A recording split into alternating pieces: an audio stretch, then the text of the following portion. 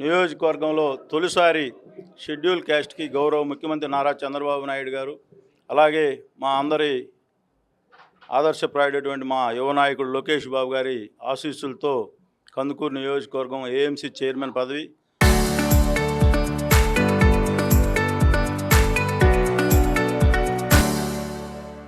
సోదరి రాయపాటి సుభాషిణి గారికి ఇచ్చినందుకు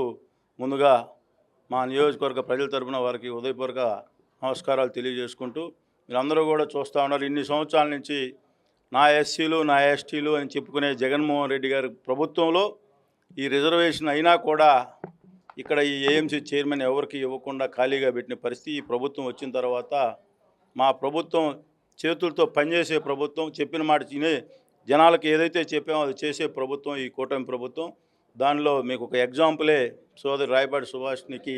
ఈరోజు ఏఎంసీ చైర్మన్ ఇవ్వడం. మీ అందరూ కూడా అన్ని వర్గాల ప్రజలు తెలుగుదేశం పార్టీలోనే న్యాయం జరుగుతుందనే దానికి ఒక సామాన్య కార్యకర్తకి ఈరోజు ఏఎంసీ చైర్మన్ ఇచ్చామంటే, ఈ పార్టీ